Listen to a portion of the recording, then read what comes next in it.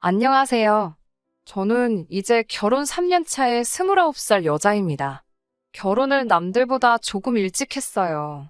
속도 위반으로 결혼을 하게 되었거든요. 그러게 이렇게나 후회할 거였으면 조심 좀 했어야지 하실 분들도 있겠지만 저는 그게 실수라고 생각하지도 않고 사랑스러운 우리 아이 보면 후회가 되지도 않습니다. 그만큼 행복했었거든요. 결혼 생활 중 남편과 저 사이에 사소한 다툼 따위 참 많았지만 그게 그렇게 저를 힘들게 하는 일은 없었습니다. 시부모님들은 했던 말 잘 안 지키고 공수표 남발하시는 게 조금 있기는 하지만 심성이 나쁜 분들은 아니라고 생각했었습니다. 처음에는 했던 말 바꾸시거나 그런 말 한 적 없다고 잡아떼시는 모습이 저를 당황스럽게 만들긴 했지만 점차 시간이 지나면서 어느 정도 적응이 되다 보니 익숙해지고 두 분이 그저 아들 부부한테 잘 해주시고 싶은데 상황이 여의치 않아서 그냥 말뿐일지라도 이렇게 하시는 거구나 하고 받아들이기로 했었습니다. 똑같은 손주가 태어나는데 그게 아들인지 딸인지 무슨 차이가 있나 싶지만 시부모님, 특히 아버님께서 뱃속에 있는 아이가 아들 손주라는 사실에 엄청나게 좋아하셨어요. 기분 낸다는 식으로 산후조리는 시부모님께서 책임져 주신다고 호언장담을 해줬기에 저도 그렇게 알고 있었습니다. 그때는 그게 그냥 지나가는 말로 하신 건 줄은 상상도 못했죠. 그런 것도 모르고 남들처럼 임신기간 중에 유명한 산후조리원들을 알아보고 있었습니다. 남편이 알아보면서 여기저기 보여주며 여기는 연예인 누가, 재벌가 누가 산후조리 한 곳이라며 2주에 2천만 원이 넘는 곳을 보여주기도 했어요. 이왕 내주신다는데 제일 비싼 곳에서 받으라고요. 조리원 인맥이 평생 간다는 이야기를 들어서 저도 당연히 욕심이 생기긴 했지만 인생에서 길어봐야 2주 정도 머무는 곳인데 그런 거금을 주고 지내야 하나? 남들 받는 평범한 곳에서 남들 내는 만큼 내고 지내는 게 과연 그렇게 큰 차이가 있겠나도 싶고 조리원 인맥이라는 게 진짜 있기는 한 건가 의구심도 들었어요. 무엇보다 아무리 제 돈 주고 머무는 게 아니라고 할지라도 무슨 유명한 해외 관광지 호텔보다도 비싼 비용을 내면서 하루 지내는 게 제 마음이 편할까 하는 생각을 하니 엄두가 나질 않더라고요. 그래서 최대한 이것저것 비교해보며 마음에 드는 합리적인 곳을 찾아 골라 예약을 했습니다. 시간이 지나서 아이가 태어났고 아이 태어나고 병원에서 3일 정도 있다가 곧바로 시어머니 카드 들고 가서 예약해둔 산후조리원에 가서 결제를 했어요. 전신케어 같은 추가 서비스를 포함하고 조리원 측에서도 이것저것 할인해주기는 했는데 2주치를 일시불로 긁고 나니 300만 원 돈이 나오더라고요. 조금 부담스러운 액수기는 했지만 시부모님께서 기꺼이 아들 손주 위에 내주시겠다고 호언장담을 했으니 문제 없을 거라고 생각했어요. 그런데 그 액수를 확인하신 건지 바로 전화가 오더라고요. 엄청 당황하신 말투로 카드로 300만 원이 빠져나갔는데 이게 뭔 돈이냐고 아는 거 있냐고 하시더라고요. 어머님 딴에는 이게 무슨 사기 같은 거 당한 건가 생각이 드셨나 봐요. 그게 아니고요. 어머님 하고 어머님 진정부터 시켜드리고 지금 저희 예약해놓은 조리원 와 있다고 어머님께서 신경 써주셔서 덕분에 정말 좋고 마음에 드는 곳으로 예약했다고 정말 너무나 감사하다고 몇 번 말씀드렸지요. 그런데 이게 조리원 결제대금이라는 걸 인지하자마자 어머님은 목소리부터 바뀌더니 저보고 정신머리가 있는 거냐고 하면서 욕을 하기 시작했습니다. 조리원 비용이 뭐가 그렇게 비싸냐고 이게 무슨 돈이 이렇게나 나오냐며 너 진짜로 조리원 온 거 맞냐고 다급한 말투로 계속 저를 다그치시더라고요.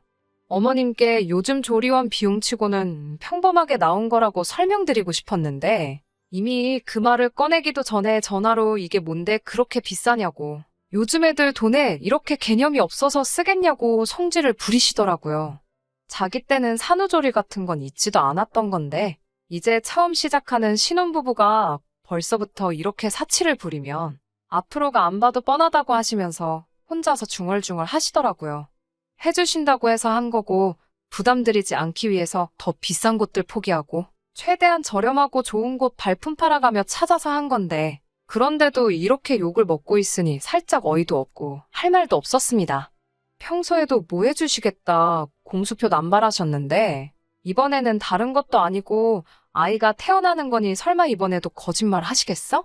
하는 생각을 했었거든요. 뭐 달리 드릴 말도 없고 해서 그냥 가만히 조용하게 있었더니 어머님이 얼른 환불받고 자기 집으로 오라고 하셨습니다.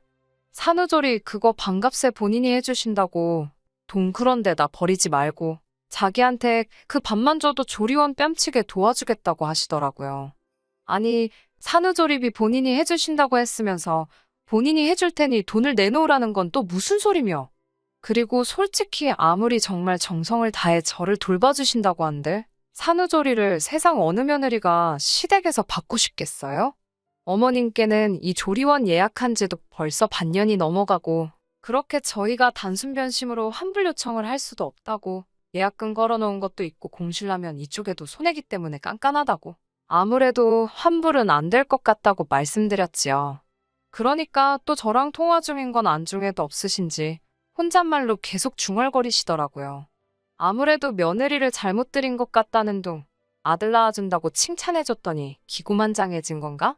이러면서요. 제가 어머님한테 무슨 말씀을 하시는 거냐고 물었는데도 제 질문은 듣는 둥 마는 둥 계속 혼자서 이 상황 저 상황 말도 안 되는 상상을 해가면서 제가 마치 정신 빠진 며느리고 우리 아들은 여자복도 없다느니 하면서 저를 완전 이상한 사람으로 만들어 드라마를 쓰고 계시더라고요. 어이가 없어서 가만히 있는데 보호자로 따라 나온 친정엄마가 제가 전화통화하면서 표정이 굳어있는 걸 보니 옆에서 저를 쿡쿡 찌르시면서 무슨 일이냐고 계속 물어보시고 계셨어요. 그런데 통화가 계속되면서 언성이 높아지니 전화기 너머로 소리가 조금 새어나갔는지 친정엄마도 시어머니가 지금 전화기 너머로 조리원 비용이 너무 많다고 저를 나무라고 있는 상황을 다 알게 되셨습니다.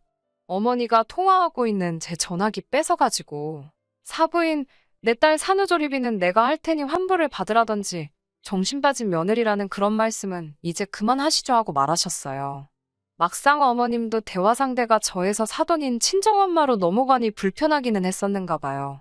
그런 게 아니고 그런 게 아니라 이러면서 현재 상황을 변명을 하시다가 그러면 일주일은 시어머니가 일주일은 친정엄마가 하는 식으로 서로 반반씩 부담하는 게 어떻겠냐고 제안을 하시더라고요.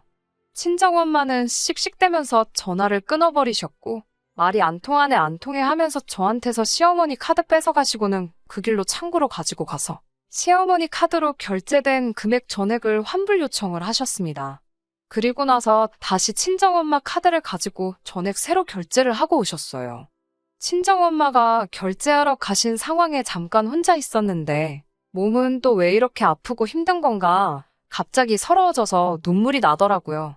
뭐 얼마나 큰 거 해주셨다고 제가 출산한 지 일주일도 안 돼서 시부모님께 이런 욕을 먹고 있어야 하는가 싶고 그 와중에 우리 친정엄마까지 휘말려서 스트레스 받아야만 하나 싶더라고요.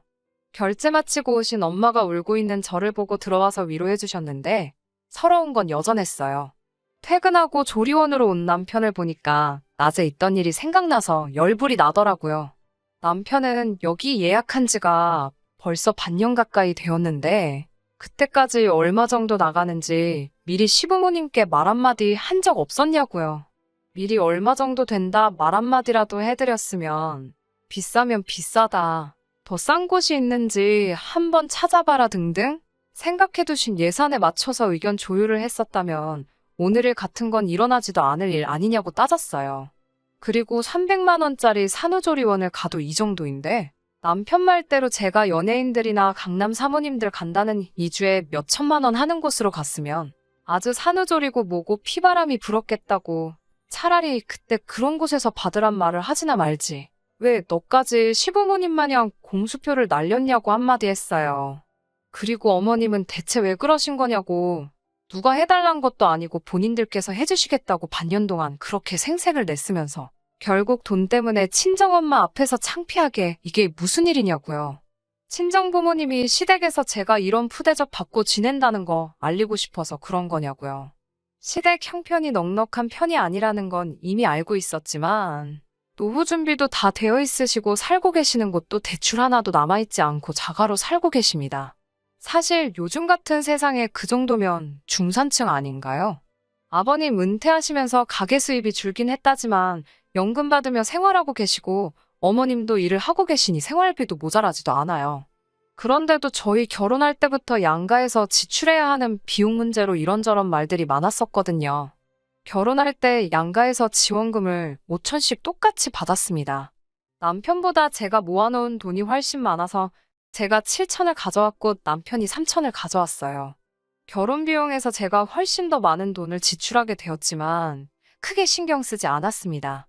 왜냐하면 저는 출산 예정일 3개월 전부터 회사를 그만둘 계획이었고 아이가 어느 정도 자랄 때까지는 육아에 집중하려고 했었거든요. 그러면 남편 혼자 한동안 외벌이를 하게 될 테니 당장 제가 결혼할 때 더 많은 비용을 낸다고 하더라도 오히려 그러는 편이 더 균형이 맞는 게 아닌가 하는 생각을 했었거든요.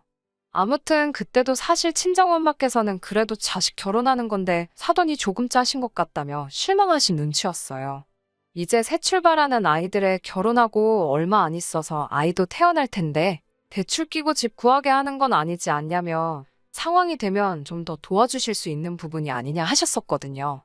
그리고 친정 부모님이 여력이 되시는 만큼 돈을 더 해주시겠다고 했는데 저는 남편과 제가 모아둔 돈이 차이가 있다고 할지라도 결혼지원금에서 양가 부모님이 내주시는 부분은 차이가 있으면 아무리 제가 출산 후 육아에 집중하는 전업주부가 된다고 해도 남편이 기가 죽지는 않을까.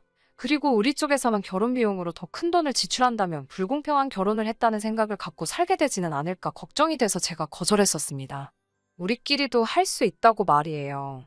조리원 사건 이후로는 제가 상처받은 게 크기는 했지만 그렇다고 돈 300만 원 때문에 시댁하고 연을 끊는다거나 하지는 않았습니다. 아이 태어나기 전 배부를 때도 시간 날 때마다 가서 인사드리고 출산 앞두고 회사 그만두었을 때는 일주일에 한 번씩은 꼭 전화드려서 안부도 물었어요. 출산 후에도 마음 상하게 한 그 일 최대한 잊어버리려 노력하고 아이 때문에 자주 찾아뵙지는 않았지만 전화를 자주 드렸습니다. 그런데 코로나 터지고부터는 아무래도 찾아뵙는 일이 더 힘들어지더라고요. 그래서 자연스럽게 시댁하고는 조금 거리를 두고 지내게 되었습니다. 친정에도 전화만 드리고 찾아뵙지는 않았으니 친정에만 집중하고 시가를 무시한 것도 아니에요. 평소에 시부모님께서 저희들에게 공수표를 남발하시기는 했지만 약간 실제로 그렇게 해주실 수 있을 것 같은 것들만 하셨었거든요. 노후 준비 다 되어 있으니 어버이날이든 명절이든 용돈 같은 거 필요 없다. 다 너네가 아끼고 모아 좋은데 쓰거라라고 하시면서도 정말 명절날 빈손으로 찾아뵈면 이웃집 누구누구네는 며느리가 냉장고를 바꿔줬다더라. 건강식품을 달마다 보낸다더라. 뭐 이런 식으로 말을 꺼내신다던가 그런 사소한 것들이요. 그런데 최근 얼마 전부터는 누가 물어보지도 않았는데 먼저 저희 결혼할 때 남들 집 안 해줘서 미안하다. 뭐 이런 말을 꺼내시면서 몇 년 뒤부터는 어디서 돈이 들어올 수도 있으니까 그때 돈을 좀 보태줄 테니 더 좋은 집으로 이사 가거라 이런 말을 매번 만날 때마다 꺼내시네요. 아버님은 시어머니가 말씀하시면 옆에서 추임새만 넣고 계시다가 한마디씩 보태는 정도고 늘 시어머니가 먼저 이야기를 꺼냅니다. 그동안 날린 공수표만 가지고 비행기 정도 한 대 살 수 있을 정도고 조리원 사건 때 이미 크게 한번 데인 적이 있어서 믿지는 않아요. 그리고 저는 솔직히 시부모님 재산이나 돈에 관심도 없고 관심이 있었다면 아무리 속도 위반일지라도 결혼 준비하는 시점에 뒤집었을 거예요. 매번 공수표 날리실 때는 진짜 해주실 것처럼 이야기하시니 괜히 기대해봤자 상처만 또 받지 않겠나 하는 생각이 들기도 해서 저는 기대도 안 하고 있고 바라지도 않고 있었으며 혹시나 나중에 가서 진짜로 지금 말하는 대로 저희한테 집 살 돈을 주신다고 해도 크게 기쁠 것 같지도 않고 받지 않겠다고 했을 거예요. 더 큰 집이나 좋은 집이 욕심이 났었다면 친정에서 해준다고 할 때 그걸 받았으면 받았지. 이제 와서 큰 돈을 조건 없이 주신다고 하니 아무리 지금 남편이 외벌이하면서 대출금 갚으며 허리띠 졸라매고 살고 있지만 지금 상태가 마음 편하고 좋습니다. 저만 그런 게 아니라 남편도 똑같이 우리 힘으로 사는 게 더 좋고 부모님 재산 갉아먹으며 살고 싶지는 않다고 하는 걸 보니 저랑 비슷한 생각인 것 같고요. 처음 이 이야기를 꺼내셨을 때는 그냥 저희가 거리 두고 지내서 그런가 보다 싶었는데 이젠 뭐 제 얼굴 볼 때마다 몇 번이고 그 이야기 꺼내시고 뜬금없이 전화하셔서는 전화로도 같은 이야기만 하고 전화 끊으시는데 아주 귀에 딱지가 내려앉을 정도더라고요. 듣기 좋은 노래도 한두 번이지 두 번, 세 번, 10번이고 계속 같은 이야기를 반복해서 들으니 부담스러웠습니다. 그리고 얼마 전이 어머님 생신이라서 아이는 친정어머니에게 맡기고 찾아뵈었어요. 이번에도 어김없이 몇 년 뒤에 돈 들어오면 그 돈으로 제일 먼저 저희 집부터 해주시겠다고 그 이야기를 꺼내시더라고요. 그래서 단호하게 어머님께 집값은 안 보태주셔도 괜찮다고 말씀드렸죠. 그랬더니 니들이 무슨 돈이 있다고 준다는 돈을 거절하니? 하면서 또 몇 년 뒤에 돈 들어올 게 얼마고 그 돈으로 너네 집을 해줘도 본인들 수중에 얼마가 남고 꽤나 구체적으로 이야기를 하시더라고요. 그래서 솔직하게 자꾸 그런 말씀 하시는 거 부담스럽다고 말씀드렸습니다. 애초에 돈 받을 거 생각하고 결혼했으면 남편하고 결혼하지도 않았을 거라고. 그 돈은 두 분 노후 자금에 쓰시는 게 더 좋을 것 같다고 단호하게 말씀드렸습니다. 그랬더니 어머님은 제가 무슨 결혼할 때 시댁에서 집 안 해줘서 앙심품은 거지근성 며느리 취급을 하기 시작하더라고요.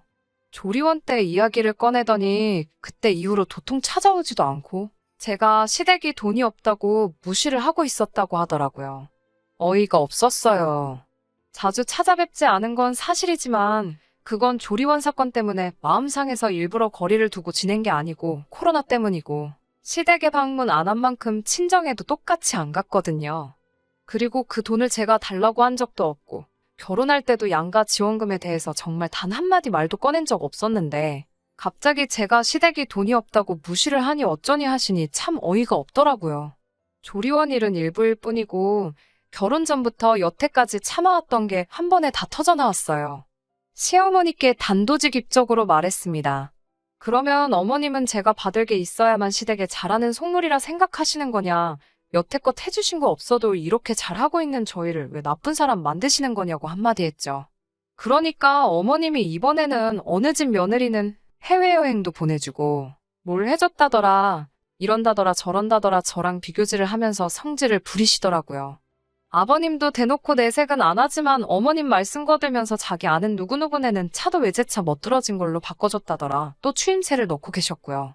없던 일 지원해서 저를 거지근성 가득한 며느리로 만드는 가운데 다른 집 며느리들이랑 비교까지 하고 있으니 더 참을 수가 없더라고요.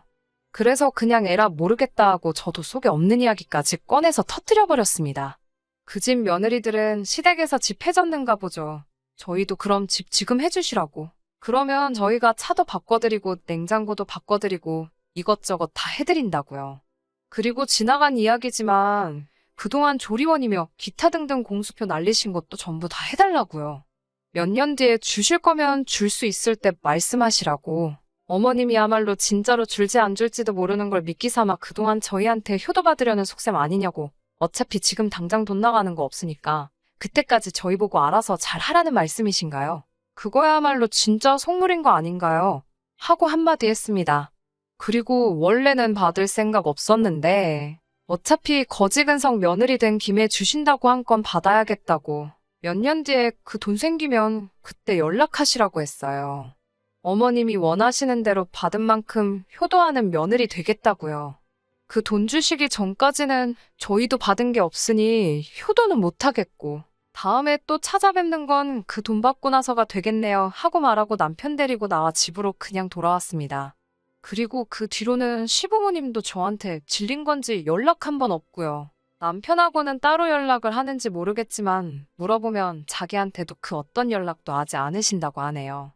남편은 중간에서 사실 아무 잘못도 없는데 새우등 터진 게 아닌가 하는 생각에 남편 보면 가끔 안쓰럽고 마음이 안 좋을 때도 있습니다.